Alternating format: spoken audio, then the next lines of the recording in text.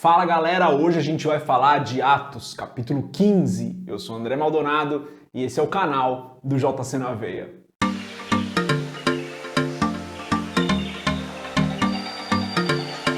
Aqui em Atos capítulo 15, a gente vai ver alguns eventos muito importantes. O primeiro é o primeiro concílio da igreja, o concílio de Jerusalém, que acontece por conta da questão da circuncisão dos gentios. A gente também vai ver Silas aparecendo aqui, Silas que vai ser um personagem importante na segunda viagem missionária de Paulo, nos próximos capítulos, e a separação de Paulo e de Barnabé, que vinham caminhando juntos aí nessa primeira viagem missionária que eles fizeram.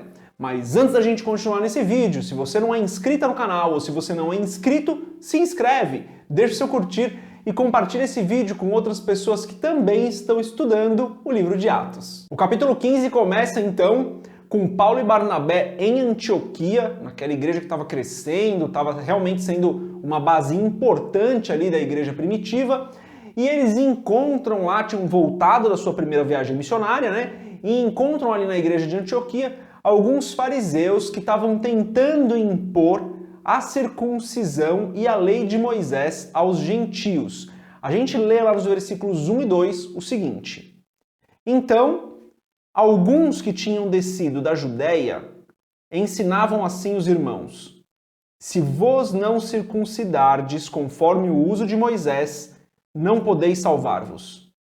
Tendo tido Paulo e Barnabé não pequena discussão e contenda contra eles, resolveu-se que Paulo e Barnabé e alguns dentre eles subissem a Jerusalém aos apóstolos e aos anciãos sobre aquela questão. Então aqui Paulo e Barnabé estavam defendendo que não era necessário que os gentios se circuncidassem, enquanto alguns dos fariseus defendiam o contrário, que era necessário sim que para a salvação deles eles fossem circuncidados. Existe uma discussão ali entre Paulo e Barnabé e esses fariseus, e eles decidem então ir até Jerusalém, conversar com os apóstolos, conversar com os anciãos e ver qual seria a posição oficial da igreja em relação a esse assunto. Um aprendizado muito rápido que eu tenho aqui, bem simples, é justamente olhando para essa situação. Às vezes, como igreja, como comunidade, que é o corpo de Cristo aqui na Terra, a gente vai entrar em algumas discordâncias que entre nós a gente não vai conseguir resolver. Paulo e Barnabé entraram numa discordância com esses fariseus, também convertidos, e entre eles, lá em Antioquia, não conseguiram resolver. Tiveram que pedir ajuda para os apóstolos e para os anciãos da igreja que estavam lá em Jerusalém. A mesma coisa pode acontecer com a gente. Às vezes a gente pode entrar numa questão onde discordamos de outras pessoas e a gente não conseguir resolver. Agora, é por isso que a gente vai entrar em um atrito muito grande que gere algum tipo de desavença entre nós, entre o corpo de Cristo? Não é necessário. Essa é uma das belezas de termos uma comunidade de fé, de vivermos com outras pessoas, de fazermos parte de uma igreja local. É que nós podemos ser ajudados por pessoas mais experientes. Não custa nada, às vezes, de vez em quando, a gente pedir ajuda para alguém que já está há mais tempo que a gente na caminhada. Isso aconteceu comigo na minha caminhada, acredito que aconteceu com várias pessoas. Já aconteceu sim, no meu ministério local, eu não concordar com alguma coisa ali que outra pessoa estava dizendo e pedir ajuda para alguém mais experiente. E ali, naquele concílio, óbvio que não foi um concílio, né? Mas naquela conversa com pessoas mais experientes, a gente conseguiu resolver a questão. Como eu disse, essa é uma das belezas da gente estar firmado numa igreja local, essa é uma das belezas da gente caminhar com pessoas que têm a mesma fé que a gente, fazendo parte da comunidade de Cristo aqui na Terra. Então esse é um aprendizado, né? A gente não vai concordar em tudo, a gente nem precisa concordar em tudo, e a gente sempre pode recorrer a pessoas que têm mais experiência que a gente. Um outro ponto interessante aqui é que para o judeu convertido ali, para o fariseu que tinha se convertido a Cristo, a questão da circuncisão, de seguir a lei, mas principalmente da circuncisão, era algo muito sério. Eles foram ensinados desde o início da vida deles que aquela era a marca que diferenciava o povo de Deus. O que eles não tinham entendido aqui é que a marca que passaria a diferenciar o povo de Deus, a Igreja de Cristo na Terra, não era mais uma marca física, mas uma marca nas atitudes, uma marca espiritual, uma marca nas ações, na maneira como eles se comportavam. De um determinado ponto de vista, a gente pode sim concordar com os fariseus de que o cristão, ele precisa ser marcado como alguém que é diferente das outras pessoas. Como eu disse, essa não é uma marca física, é uma marca de fé, que vai se transformar em boas obras, que vai se transformar em atitudes corretas, em palavras e pensamentos, e como eu disse, atitudes que estão conforme a vontade de Deus. Essa é a marca do cristão, não precisa mais ser a circuncisão.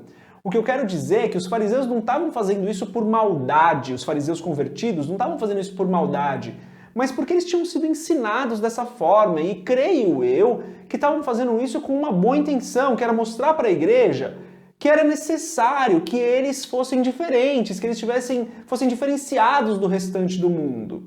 Só não entenderam que era diferente do que eles tinham aprendido. Não era mais necessária a circuncisão na carne, mas sim algo no coração, na fé, no espírito. Isso seria a marca do cristão. Importante a gente refletir sobre isso, né? Nós temos que ser diferentes do mundo.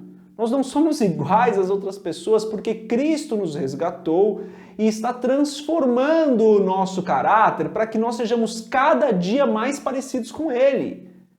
Essa é a nossa marca, nos parecermos cada dia mais com Cristo. Quando esse grupo de pessoas chega em Jerusalém, então conversam ali com os apóstolos e uma das pessoas que se levanta para discursar é sempre ele, Pedro. Pedro então começa a falar sobre salvação pela graça. Um tema, inclusive, que o apóstolo Paulo vai falar muito nas cartas dele, às igrejas. E também na carta dele aos Romanos, ele fala bastante sobre isso. Mas Pedro faz um discurso ali, lembrando à igreja que a salvação é pela graça e não pelas obras.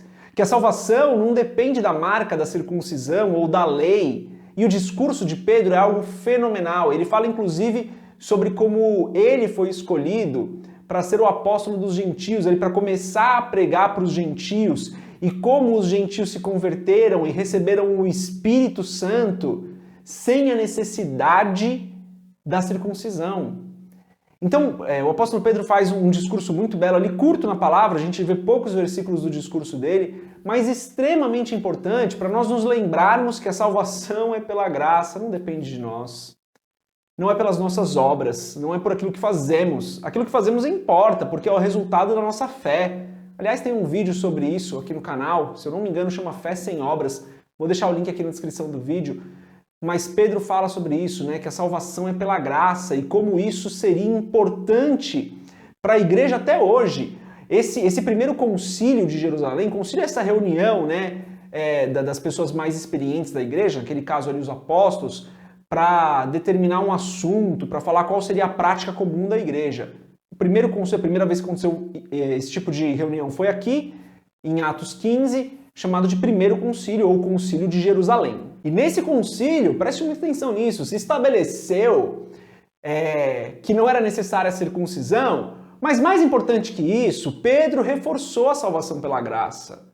De novo, acabei de falar isso, mas de novo, a nossa salvação não é pelas obras. Também se levanta para falar o apóstolo Tiago, e Tiago, muito sábio nas suas palavras, fala, olha, não precisa da circuncisão, mas realmente existem algumas coisas que talvez fossem importantes que os gentios guardassem.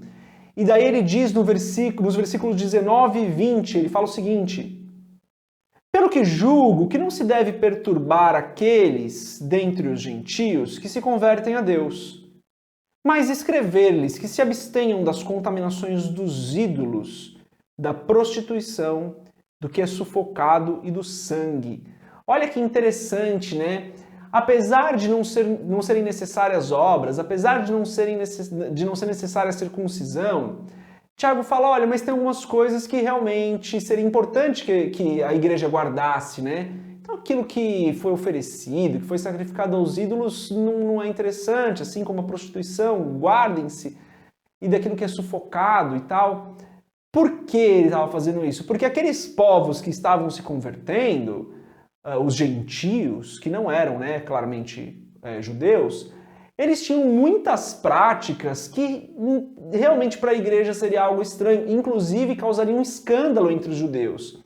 Imagina um judeu convertido e um gentio convertido, e que se sentam para comer, e um está comendo ali aquilo que o judeu havia aprendido durante toda a vida dele, que era errado comer. Ou, por exemplo, algo que era sacrificado para um ídolo. Para o gentio, aquilo era comum na cultura dele, para alguns dos gentios. Para o judeu, aquilo era uma abominação. Então, Tiago dá um conselho aqui, mais ou menos, dizendo, olha, gente, tudo aquilo que for escandalizar a pessoa, o seu irmão, não faça. E isso é tão importante ali para Paulo, que estava ouvindo isso, que lá na carta dele aos Romanos, no capítulo 14, versículo 13, ele escreve mais ou menos a mesma coisa quando ele diz: assim que não nos julguemos mais uns aos outros. Antes, seja o vosso propósito não por tropeço ou escândalo ao irmão. Paulo dizendo a mesma coisa, fala, olha gente, não julga o que a pessoa faz, né? Se a pessoa come algo que você não come, tá tudo bem. Agora, se aquilo escandaliza, se comer aquilo escandaliza o irmão, então não faça. E esse ensino é importante para nós até hoje, né? Se você faz algo que escandaliza os irmãos da igreja, que estão ali próximos a você, não faça. O ensino que foi feito ali no Concílio de Jerusalém, né, no primeiro concílio, e que Paulo reforçou ali em Romanos, não é válido para nós até hoje. Se você costuma fazer algo e na sua cultura e para você ali está tudo bem, mas que escandaliza outras pessoas, a recomendação que eu encontro na Bíblia, pelo menos a minha interpretação, você já sabe, eu não sou dono da verdade, não estou falando que eu estou completamente certo, mas a interpretação que eu faço do que eu leio aqui, do que eu leio em Romanos, é que, olha, se escandaliza outra pessoa, não faça, evite fazer. E daí ali dos versos 36 até o 41, a gente encontra a separação entre Paulo e Barnabé por conta de João Marcos. Uma passagem muito interessante de se estudar.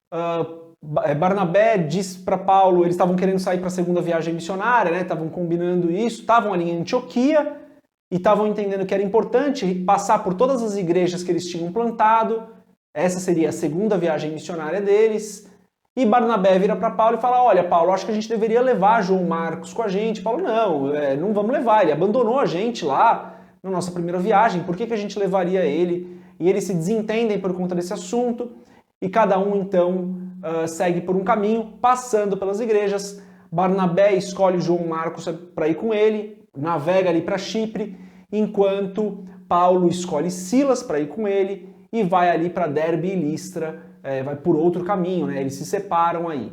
E aqui tem vários ensinamentos importantes. Um deles é que sim, alguns desentendimentos vão acontecer na igreja e a gente precisa saber lidar com isso da maneira mais madura, da maneira mais cristã possível, de maneira que essas desavenças, esses desentendimentos não se tornem brigas que perduram aí, que não carregam consigo o perdão e o entendimento.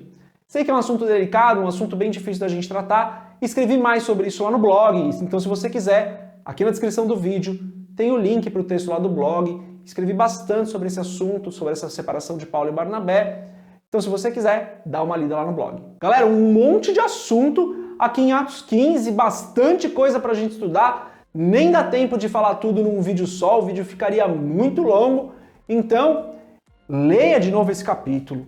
Ore, peça a direção do Espírito Santo. Lembre-se que eu não sou o dono da verdade. Você precisa fazer a sua interpretação do que está escrito, pedindo a direção do Espírito Santo. E eu tenho certeza que você vai tirar ainda mais ensinamentos do que a gente compartilhou aqui hoje. Porque hoje eu falei só de alguns deles, tem muito mais para você aprender nesse capítulo de Atos 15. Mas por hoje é isso. Se você quiser, já devem estar aparecendo aqui outros 2 vídeos para você assistir. Deus abençoe a sua vida. Paz.